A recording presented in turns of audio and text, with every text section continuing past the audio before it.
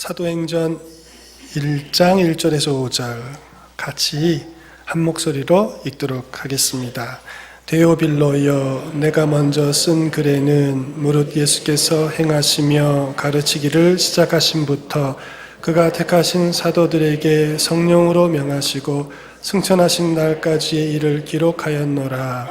그가 고난받으신 후에 또한 그들에게 확실한 많은 증거로 친히 살아계심을 나타내사 40일 동안 그들에게 보이시며 하나님 나라 일을 말씀하시니라.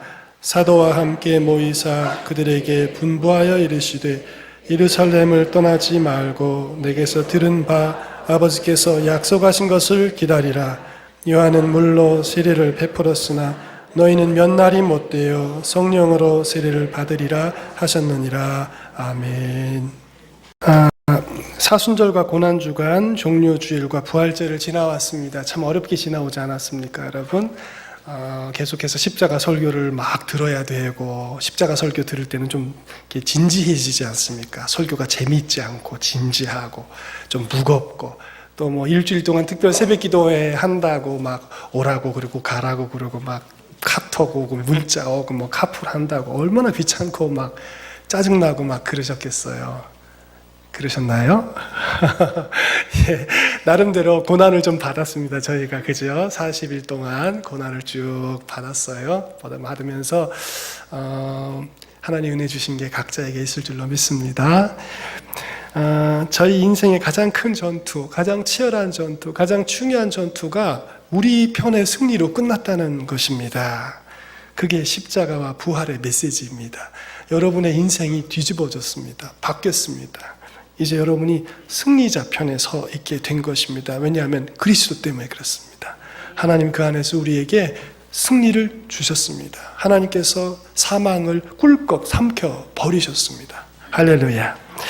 부활이 없다면 십자가는 속이 텅 빈 금고 같습니다. 금고가 어마어마하게 비싼 금고인데 그 속에 텅 비었다는 거죠. 부활이 없다면 그렇다는 거예요. 십자가마저도 부활이 없다면 그냥 경건한 사람이 죽은 것이죠.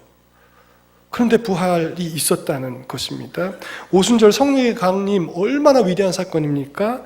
그런데 부활이 없다면 내용이 아무것도 안 적혀있는 책을 보는 거랑 똑같다, 그런 말입니다. 부활이란 이렇게 기독교 신앙의 발생의 모든 것입니다. 마지막 퍼즐입니다. 부활이 없으면 그냥 눈이 없는, 눈동자 없는 용 그림 같은 것입니다. 죽어있는 것입니다. 근데 부활이 딱 그곳에 들어가는 순간 이 성경 안에 있는 모든 사실, 우리 안에 믿는 모든 믿음의 진실들이 다이아몬드처럼 찬란하게 빛나는 것입니다. 부활은 그런 것입니다. 제가 아내랑 인도에 그 전도여행 갔었을 때 도마교회에 갔었습니다. 거기 도마가 거기까지 왔다는 것이죠. 그리고 교회를 세우고 전도하고 그리고 정한 시간에 기도하고 그러다가 원주민이 등에서 기도하는데 뒤에서 창을 찔러서 도마가 거기서 죽었다고 되어 있습니다.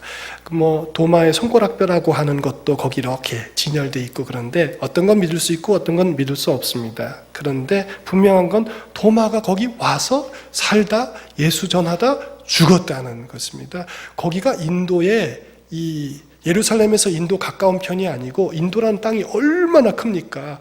반대편입니다. 지중해에서 가까운 편이 아니라 먼 편 반대쪽에까지 배 타고 온 거예요. 거기서 복음 전하고 예수 전하고 홀로 외롭게 있다가 그렇게 살다 갔습니다. 이 어디서 이런 게 나오냔 말입니다, 여러분. 부모님 없이 제가 있을 수 있겠습니까? 어떤 바보가 그런 생각을 하겠습니까? 부활이 없다면 기독교 신앙은 아무것도 없는 겁니다. 부활 없다고 증명되면 여러분 다 집에 가시면 됩니다. 저도 집에 갈 겁니다. 안 믿어요, 예수님. 믿을 가치가 아무것도 없습니다. 그냥 존경하고 학교에서 책 몇 자 배우고 몇 시간 그 사람의 레포트 쓰면 됩니다. 이렇게 매주일 모이고 새벽마다 모이고 그 이름 들고 나가 전도하고 그럴 필요 전혀 없습니다. 부활이 없다면. 근데 부활이 있다는 것입니다. 오늘 이 본문에 여러분 읽었는데 여기 보면 어떻게 되어 있습니까? 예수님이 친히 자기를 40일 동안 보여주셨다 이렇게 써 있습니다. 며칠이요, 여러분? 40시간도 아니고 뭐 40번도 아니고 40일 동안 한 달 열흘입니다, 여러분. 매번 만나 주시고 필요하다고 판단되면 주님이 등장하신 것입니다. 음성으로만 이렇게 오신 거 아닙니다. 엘리야는 호렙산에서 하나님의 음성만 듣지 않습니까? 이 예수님 부활하시고 음성만 찾아와서 도마야, 베드로야 이렇게 한 거 아닙니다. 오늘 여러분 사도행전 1장 우리가 읽은 절에 몇 절을 보시냐면 3절을 보십시오. 그가 고난받으신 후에 그들에게 확실한 많은 증거로 친히 살아계심을 나타내셨다. 여기 친히라고 되어 있는 것은 바로 그 자신을 말하는 말입니다. 그걸 번역을 그렇게 했습니다. 그가 그 자신을, 살아있는 그 자신을 나타내셨다. 이 말은 프리젠테이션 했다 그런 말입니다. 요즘 프리젠테이션 많이 얘기하지 않습니까? 자기를 소개하고 막 광고하고 이러는 말이죠. 자기를 분명하게 내가 살아있다는 것을 나타내 보여주셨다는 거죠. 며칠 동안? 40일 동안. 대단한 일입니다. 음성만이 아니에요. 혹은 요즘 영화처럼 무슨 영혼으로만 오신 그런 것도 아닙니다. 요즘 영화에 그런 거 많지 않습니까? 영혼이 와요. 그래서 뭐 어디 다른 사람 몸에 들어갔다가 말도 하고 뭐 책이 톡 떨어지게 하고 그리로 못 가게 막 문이 쾅 닫히고 그것도 얼마나 신기하고 놀라운 일입니까? 그런데 그거 아니고 진짜로 그가 사셔서 자신을 프리젠테이션 하셨다. 이렇게 말을 하고 있는 것입니다. 3절에 그들에게 확실한 많은 증거로 친히, 그러니까 그 자신이 살아계심을 나타내셨다. 나타내셨다. 보여주셨다. 이렇게 말을 하고 있는 것입니다. 여기 보면 나타내셨다는 말도 있고 거기 보면 또 그들에게 보이시며 이 나타냈다는 말, 보였다는 말 둘 다 눈하고 관계 있는 것이지 않습니까? 귀가 아닙니다. 눈이랑 관계 있는 것입니다. 40일 동안 계속 눈앞에 그 자신을 제자들 앞에 보이셨다. 이렇게 말을 하고 있습니다. 게다가 거기 보면 친히 확실한 많은 증거로 이래요. 확실한 많은 증거. 여기 지금 세 단어 아닙니까? 확실한 많은 증거. 근데 실은 헬라어로는 두 단어예요. 많은 증거. 근데 이 증거라는 말 자체가 확실한 증거라는 것을 포함하고 있는 것입니다. 어떤 말이냐면 이 단어는 여기 딱 한 번 나오고 신약성경에서 절대로 나오지 않는 단어입니다.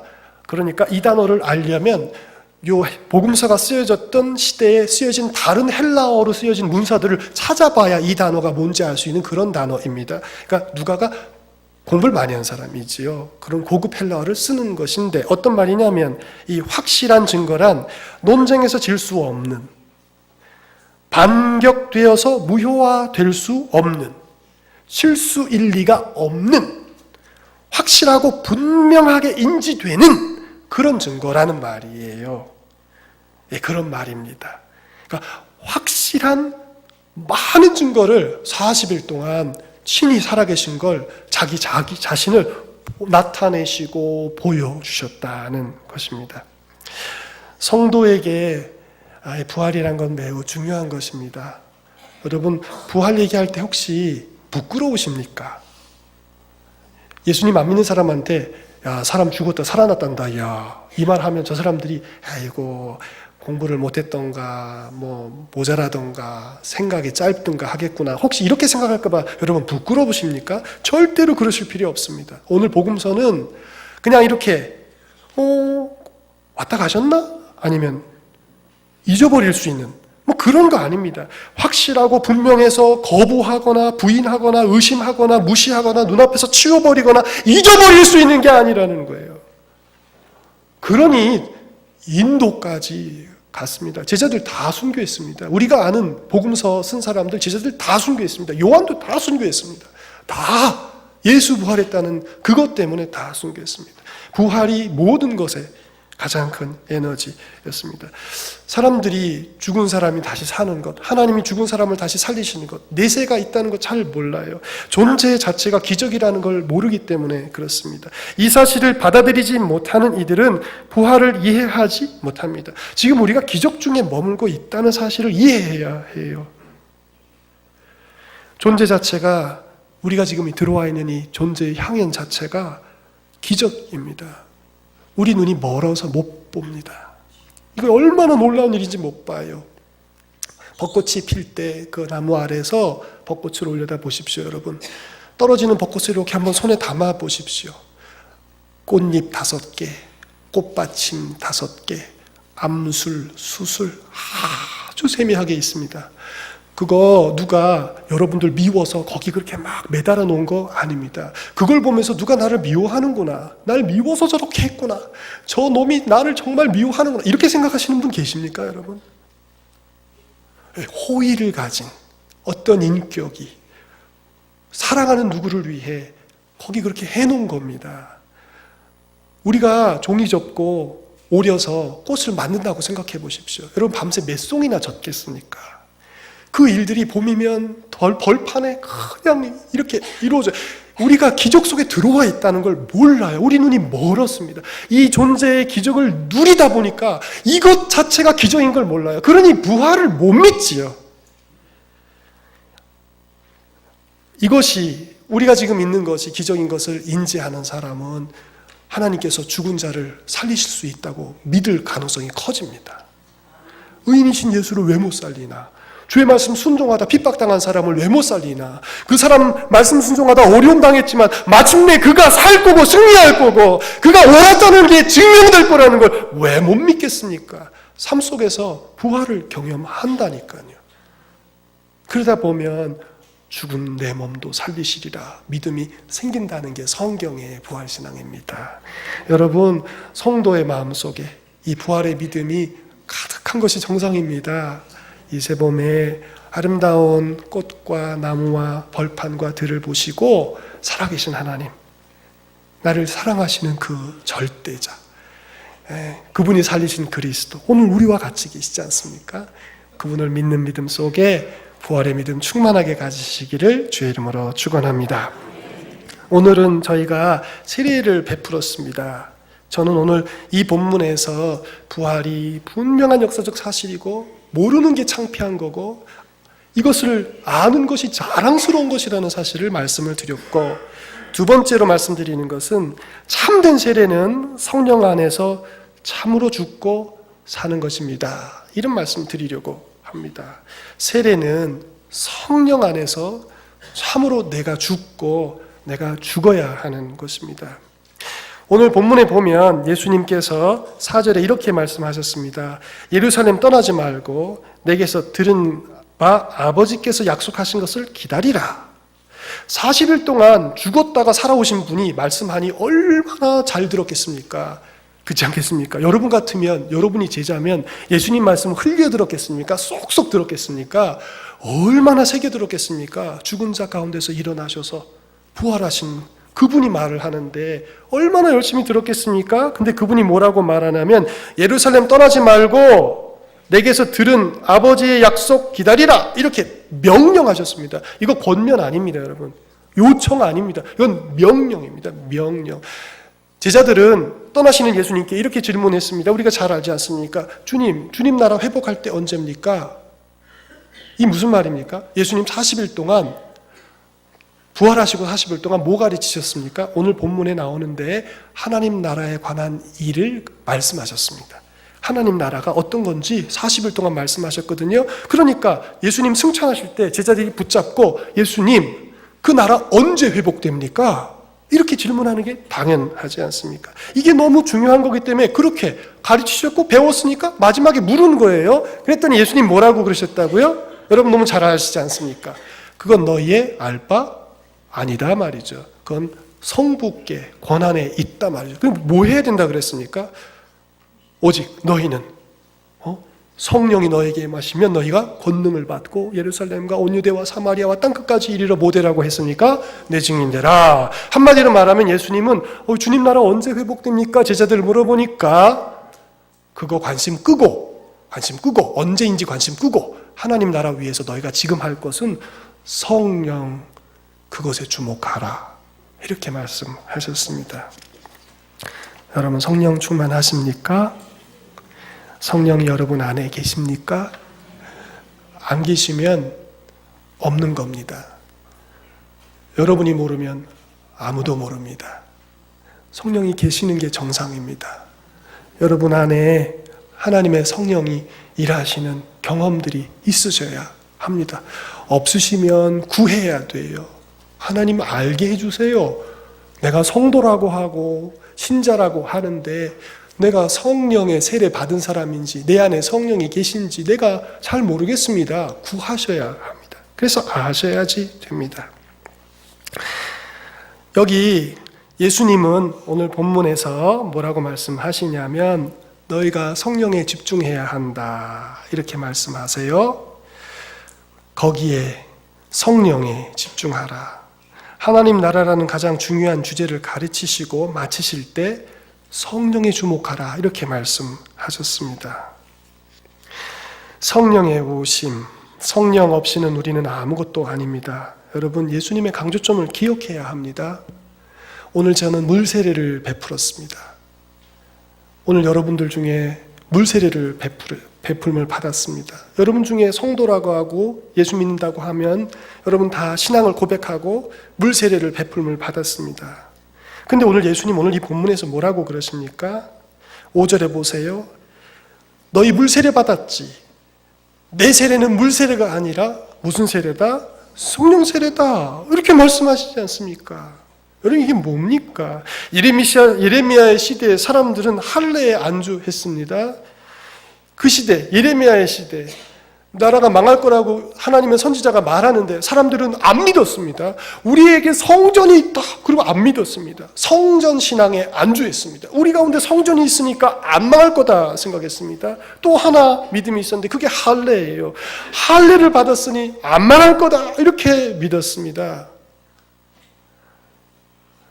할례도 하나님께서 엄하게 명령하셨습니다. 마치 세례를 예수님이 엄하게 명령하신 것과 똑같이 할례 받지 않으면 백성 중에서 끊쳐지리라 하고 하나님이 아브라함에게 말씀을 하셨습니다. 그래서 할례를 엄하게 했습니다. 열심히 했습니다. 그런데 문제는 뭐냐면 할례를 행하였으나 살에만 행한 것이에요. 마음에 행하지 아니하고. 그러니 의미가 없다는 것입니다. 유다인과 예루살렘 주민들아 너희는 스스로 할례를 행하여 너희 마음 가죽을 베고 너희 마음의 피부를 베고 나 여호와께 속하라. 성전이 있으니 우리가 멸망하지 않으리라. 우리가 할례를 했으니 멸망하지 않으리라. 이거 다 미신이에요. 미신 여러분. 내가 세례를 받았으니 내가 물세례를 받았으니 나는 구원을 받았다라고 말하는 것은 미신입니다. 여러분. 오늘 세례를 베푼 것은 주의 명령을 따라 한 것이에요. 그러나 그것이 다가 아니라는 말입니다. 여러분. 오늘 세례를 베풀었어요. 이 의식은 자기의 믿음을 공동체 앞에서 고백함으로 그리스도의 신부가 되는 예식입니다. 구주께서 행하라 명령하셨습니다. 그러나 할례와 똑같이 이것은 형식입니다. 형식.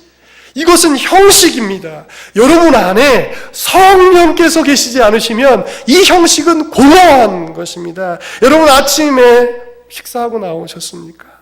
사랑하는 이에게 아침 준다고 밥그릇 내놓고 김치그릇 내놓고 국그릇 내놓고 반찬그릇 내놓고 텅 비어있는데 빨리 와서 드시오라고 말하면 그의 허기와 배고픔을 놀리는 것이 아니겠습니까? 여러분의 세례에 물 세례에 성령의 세례가 없으면 하나님을 놀리는 것과 같은 것이에요.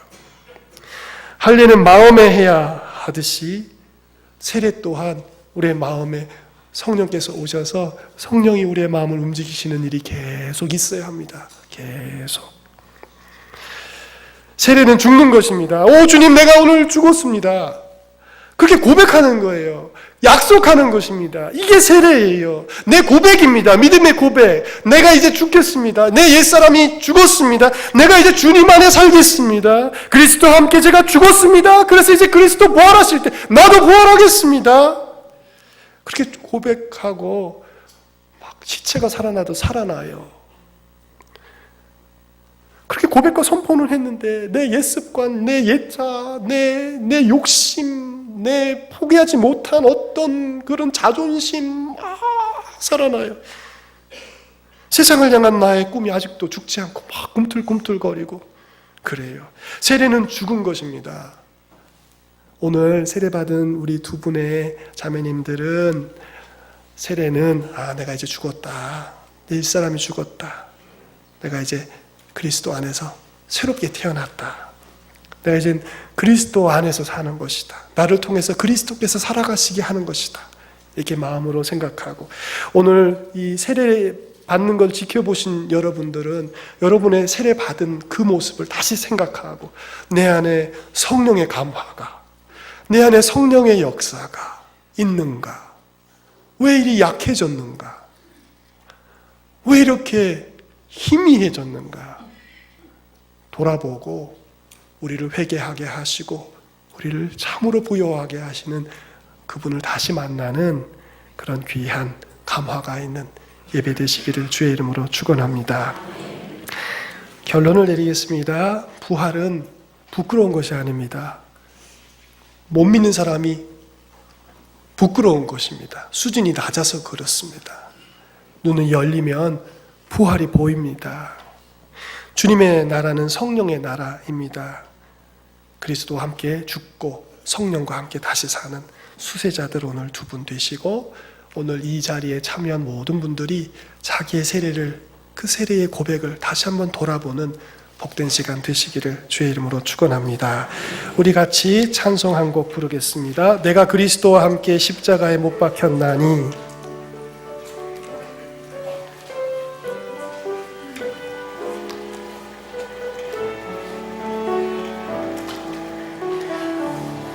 내가 그리스도와 함께, 내가 그리스도와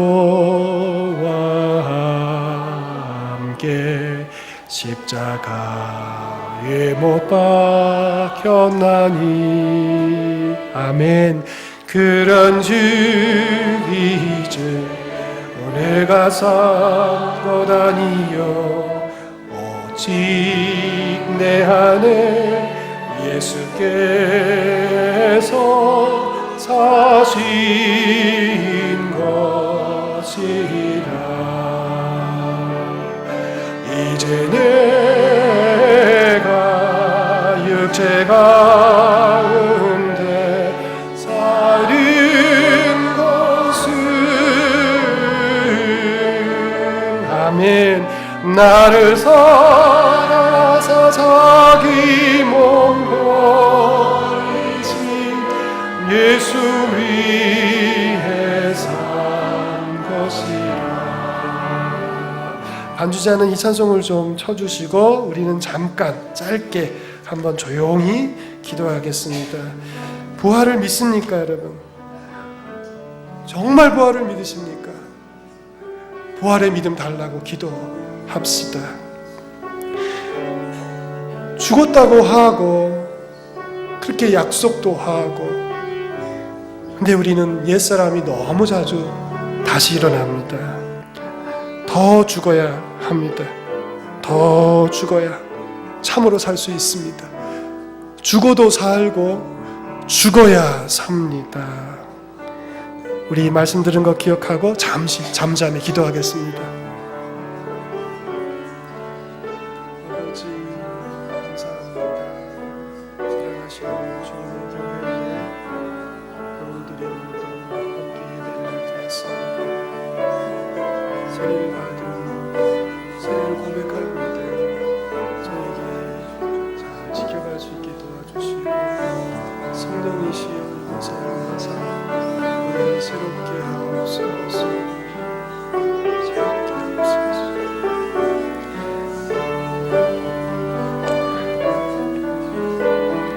나를 사랑하사 자기 몸, 나를 사랑하사 자기 몸 버리신 예수 위에 산, 이제 내가 육체 가운데 사는 것은, 이제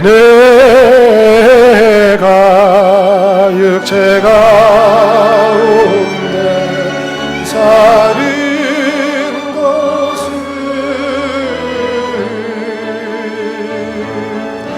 나를 사랑하사 자기 몸 버리신 예수 위에 산 것이라. 기도하겠습니다. 이 이제는 우리 주님 예수 그리스도의 은혜와 아버지 하나님의 크신 사랑과 성령의 감화하심이 오늘 이 자리에 함께 하여서 유아 세례로 또 세례로 학습으로 성례에 참여한 모든 이들, 믿음을 공동체 앞에서 고백한 여러 형제와 자매들 위에, 그리고 이들의 이 성례의 과정을 보면서 자신의 속에 세례의 그 선물이 있는지, 성령의 선물이 있는지 다시 한번 살피고 돌아보며 믿음으로 살기를 소원하는, 그리스도와 함께 죽고 또 죽기를 원하는 사랑하는 우이동 우리 교회 모든 성도들 머리 위에 이제로부터 영원토록 함께 계시기를 간절히 축원하옵나이다. 아멘.